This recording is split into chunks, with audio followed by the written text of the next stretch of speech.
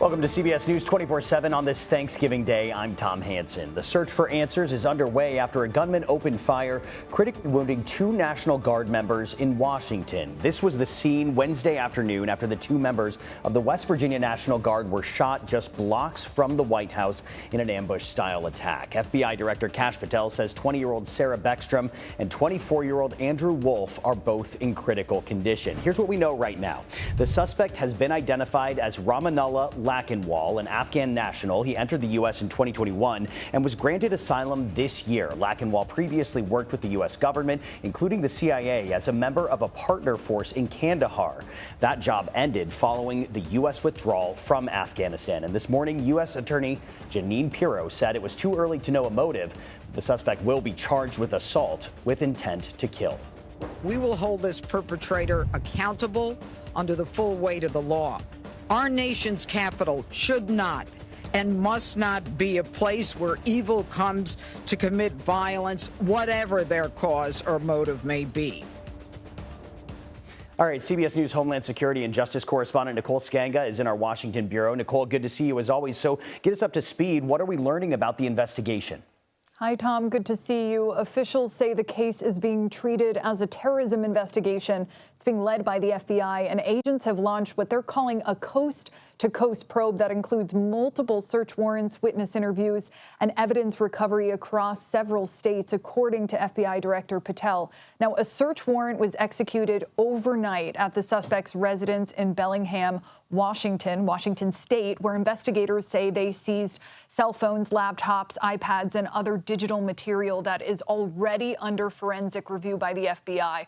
All the individuals located inside that home were interviewed, with further questioning to be expected, according to Patel. Now, leads from those interviews in Washington State also prompted some interviews in San Diego, according to the FBI director, who also says authorities are now analyzing the firearm that was used here, and they're canvassing blocks near the crime scene here in D.C. to expand their search to associates here in the United States and also abroad.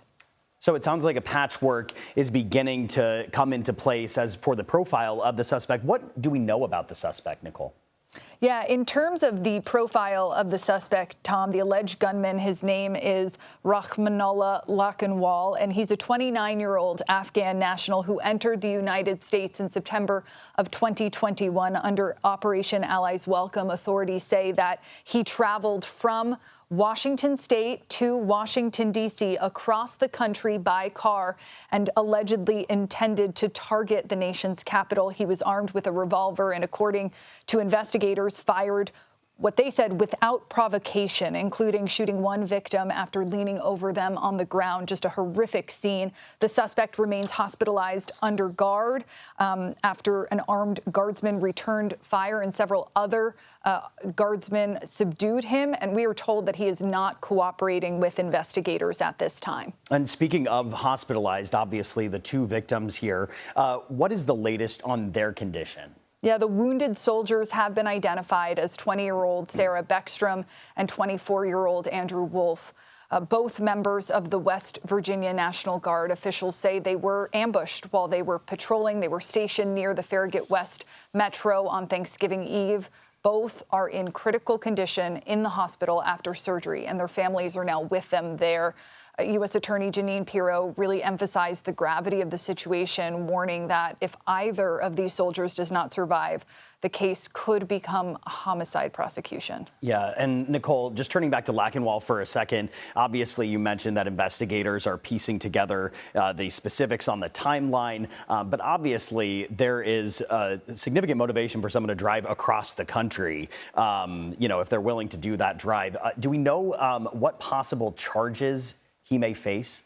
Yeah, the suspect currently faces 3 counts of assault with intent to kill while armed, along with another charge for possession of a firearm during a crime of violence. Prosecutors say he faces up to 15 years on the assault counts alone, with additional charges that could come depending on new evidence and the victim's medical outcomes here, too. The U.S. Attorney's Office said it's prepared to elevate this case to murder one, first-degree murder, if either soldier dies from their injuries. And in that case, we also heard from Attorney General Pam Bondi this morning on Fox News, and she says that she is prepared, if that happens, to pursue the death penalty. So some very, very serious charges here. And we heard U.S. Attorney Jeanine Pirro telling reporters this morning that this man chose the wrong city, that the suspect chose the wrong country, and Mayor Muriel Bowser calling this an attack on the United States. Yeah, officials across the board certainly not mincing words here. Nicole Sganga, we know you'll stay on top of things. Thank you. Thank you. President Trump is speaking out about the shooting. Last night at his Florida resort, the president called the shooting an act of evil and ordered more troops to be deployed in Washington. CBS News Chief White House correspondent Nancy Cordes has more.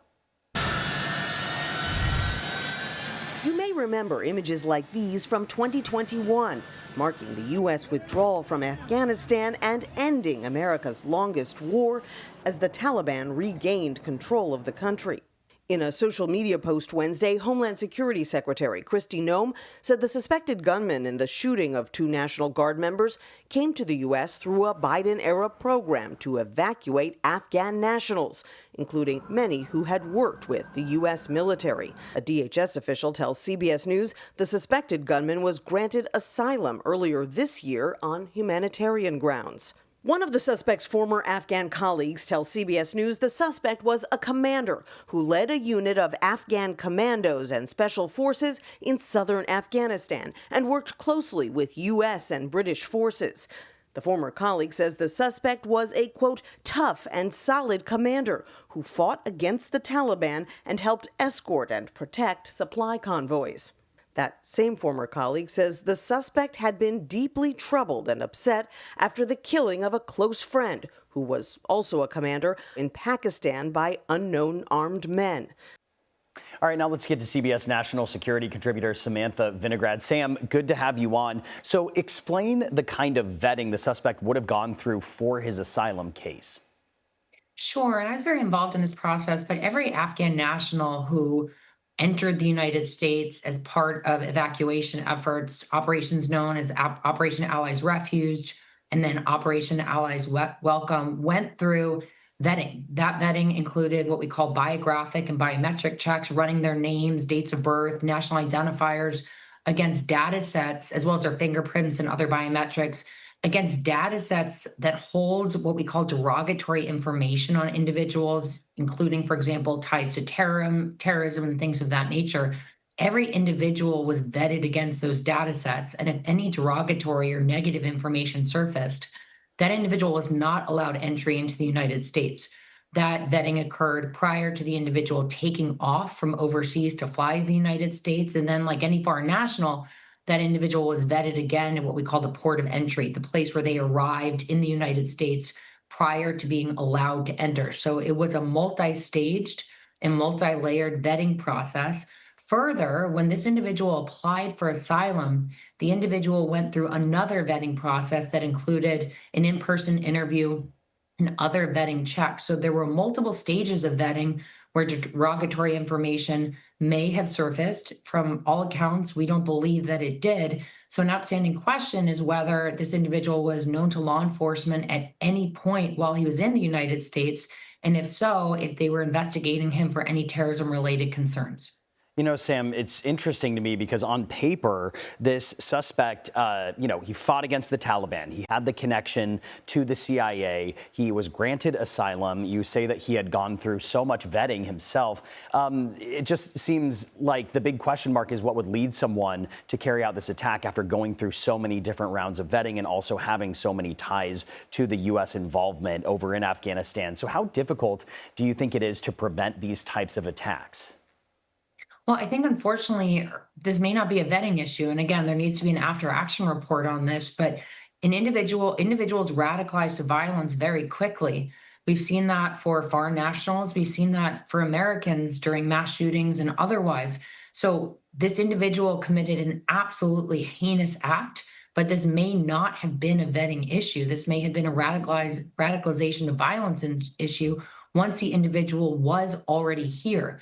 And if this individual did act alone, we don't know whether this individual did or didn't, if he was part of a small group, it is incredibly hard to find what we call a lone wolf actor who radicalizes to violence and has easy access to a weapon. It's harder than finding a needle in a haystack. And that work relies on community level prevention efforts. It relies on state and local law enforcement, as well as, of course, federal involvement through the Federal Bureau of Investigation in certain cases. So, again, outstanding question as to whether this individual was known to law enforcement as an individual potentially radicalizing to violence. And the searches of this individual's residence, his devices, conversations with people who knew him will likely answer those outstanding questions. It may not have been a vetting issue as far as we know.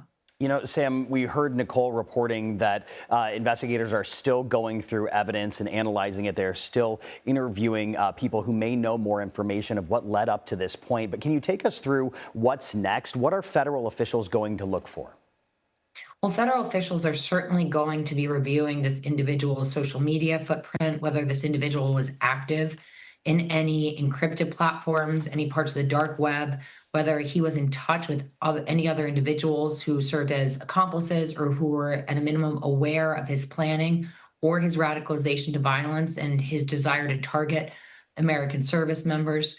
They will likely be scrubbing his devices, his phone, any computers, and doing interviews with individuals around him to try to understand what his radicalization timeline looked like, as well as his mobilization to timeline. So from the time this individual decided that he wanted to commit this heinous act, what his steps looked like, what the sequence of events were, whether he was in touch with anyone, and how he got from Washington State to Washington, D.C. with a firearm and got these shots off. Yeah, so many questions still yet to be answered. Sam Vinograd with the expert analysis. Sam, we appreciate your time. Thank you. Thank you.